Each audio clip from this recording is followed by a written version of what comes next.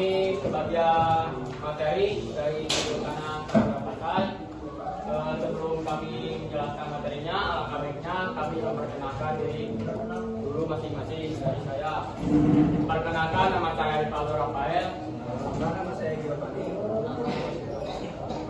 Nama saya Hasan. Nama saya Masya. Nama saya Reza. Sebelum materinya, izin Ibu, ini teman kita satu tidak masuk, yaitu Rizal. Sebelum itu, latar belakang akan dibacakan oleh Arya. Latar belakang kerajaan Samudra Pasai dimulai dari Sultan Malik Saleh yang memimpin sejak tahun 1267 Masehi. Kerajaan Samudra Pasai adalah kerajaan Islam tertua di Indonesia yang letaknya di kawasan Sumatera Utara, tepatnya di kawasan Wasir Mawai Aceh. Latar belakang kerajaan Samudra Pasai berawal dari penemuan makam Raja-Raja Pasai di kawasan Gedong Aceh Utara. Diperkirakan tentang makam tersebut ada di desa Beringin yang letaknya 17 km timur Wasir Mawai.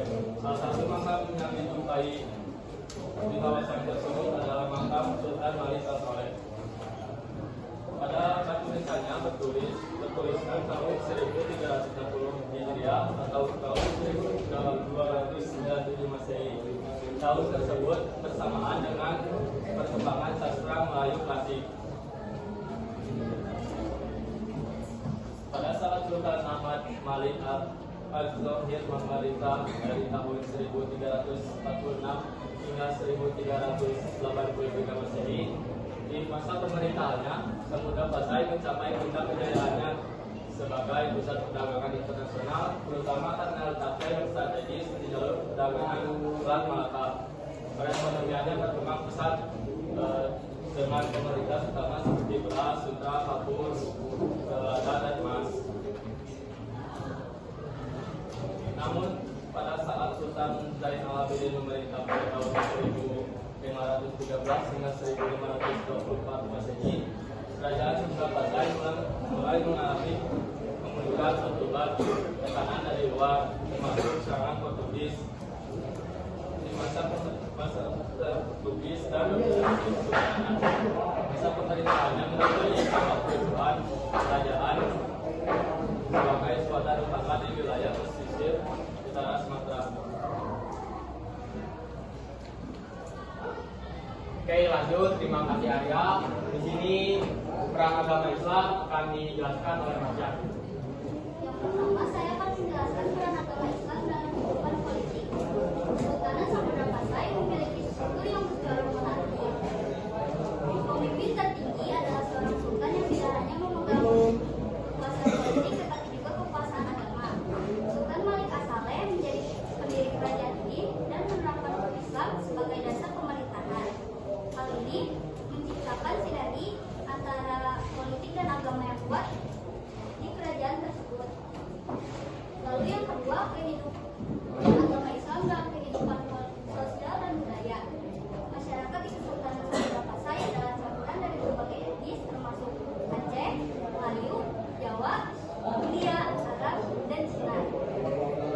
Keragaman ini menciptakan masyarakat yang pluralistik dengan toleransi yang tinggi.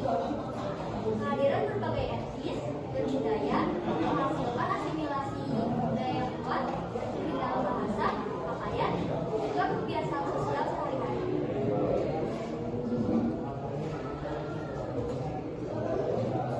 Oke, terima kasih Mas Jan. Di sini lanjut perkembangan ekonomi dan perdagangan akan dijelaskan oleh Rizky. Kerajaan Samudra Pasai tergantung pada perdagangan faktor yang mengaruhi perkembangan ekonomi Samudra Pasai adalah geografisnya yang senantiasa dilewati para pelayaran dan perdagangan internasional yang melalui Selat Malaka sejak awal Masehi. Sejak abad ke-7, para pedagang Muslim dari Arab, Persia, dan Timur Tengah memegang peran penting serta terlibat dalam jaringan pelayaran dan perdagangan internasional. Ke Cina, perkembangan jaringan pelayaran dan perdagangan di wilayah Samudra Pasai juga disebabkan oleh upaya perkembangan setuju? Oke, makasih Rizky. Di sini hubungan diplomatik dan militer dijelaskan lainnya, tetapi maaf saya karena sakit Bu. Jadi lewat.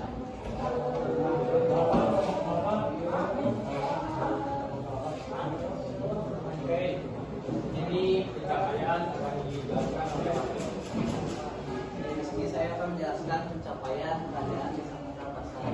Pencapaian kerajaan Samudra Pasai itu ada 4, yaitu politik. Pencapaian kerajaan Samudra Pasai politik menjadi pusat permasalahan dan meningkatkan peran Sriwijaya di Selat Malaka. Dan yang kedua yaitu ada ekonomi.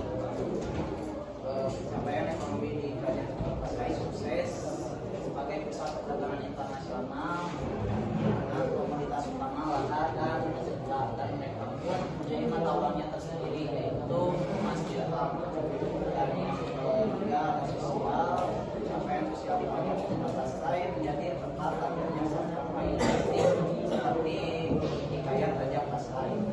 Dan yang keempat adalah pembayaran. Pencapaian yang di Samudra Pasai berperan penting sebagai penyebaran dan perkembangan agama Islam di Nusantara seperti kegiatan dakwah dan pendidikan ulama lainnya. Oke, makasih Raffi. Ini lanjut hubungan. Ini lanjut faktor kemunduran dan keruntuhan akan dijelaskan oleh Sultan. Faktor kemunduran dan keruntuhan kerajaan Samudra Pasai pada saat itu kerajaan Samudra Pasai melaksanakan pemerintahan yang dipimpin oleh pembesar kerajaan. Keadaan saat itu juga diperparah dikarenakan kerajaan Samudra Pasai diserang oleh kerajaan Siam. Kerajaan Siam. Setelah itu kerajaan Samudra Pasai diserang oleh kerajaan Majapahit pada tahun 1477 Masehi. Kabar yang buruk dari Majapahit mampu khawatir dikarenakan atas kemajuan kerajaan Samudra Pasai, terutama di bidang perniagaan dan perniagaan Islam. Majapahit pun melancarkan serangannya dan berhasil melumpuhkan kerajaan Samudra Pasai. Selain itu terjadi juga peperangan antara Samudra Pasai dan kerajaan dan tentara Hukum pada tahun 1405 Masehi. Pada saat masa kejayaan, sosok raja yang memimpin kerajaan adalah Sultan Malik Al-Saleh. Namun raja yang paling menonjol adalah Sultan Malik Al-Zahir. Itu anak dari Sultan Malik Al-Saleh. Terima kasih jawabannya. Nah, di sini saya akan menjelaskan peninggalan sejarah. Nah, peninggalan sejarah dari Samudra Pasai ada 5. Yang ke-1 adalah Lenteng Cakra, yang kedua ada Koin Dirham, yang ketiga ada makam Sultan Malik Al-Saleh, yang keempat ada relief, yang kelima ada hikayat Raja-Raja Pasai. Nah, di sini Lenteng Cakra yaitu karya dari Kaisar Cina pada tahun 1409 Masehi yang dibawa Banda Aceh setelah Portugis dikalahkan. Nah, yang kedua Koin Dirham. Koin Dirham adalah alat pembayaran resmi yang dikeluarkan pada masa pemerintahan Malik Al-Zahir. Nah, yang ketiga ada makam Sultan Malik Al-Saleh, pendiri dan pertama Kesultanan Samudra Pasai. Makamnya berada di desa Bulurinen dan menjadi salah satu batu nisan tertua yang ditemukan di Nusantara. Yang keempat ada relief yaitu batu nisan dengan ukiran kaligrafi Islam dan tempat kecil lainnya. Yang kelima, hikayat Raja-Raja Pasai. Hikayat ini menjadi sumber sejarah penting untuk mengetahui keberadaan kerajaan Samudra Pasai karena minimnya peninggalan fisik lainnya. Nah, sebelum kami menutup presentasi ini, apakah ada yang bertanya? Nah, itu kata Bu April, maksimal yang nanya 3 orang. Siapa saja, tokoh, pendiri, pembawa kejayaan, pembawa kehancuran, yaitu Sultan Samudra Pasai.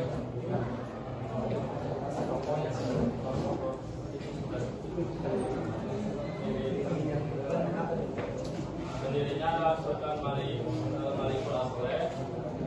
Di era masa sejarahnya adalah Sultan Ahmad Malik Zakir. Di masa keruntuhannya adalah Sultan Malik Al-Alamidin.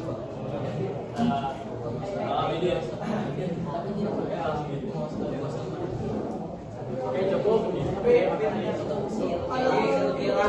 Beberapa masa kejayaannya.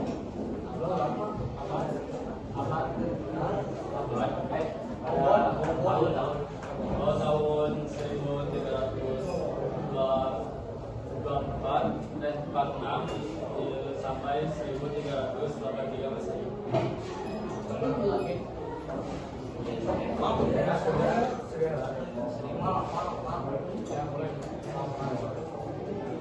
Kenapa yang dulu khawatir atas kemajuan kerajaan Islam?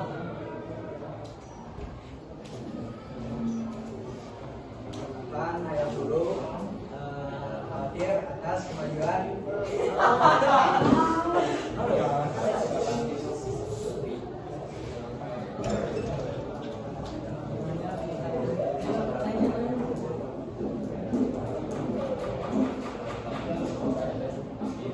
Kenapa yang dulu khawatir atas kemajuan kerajaan Islam?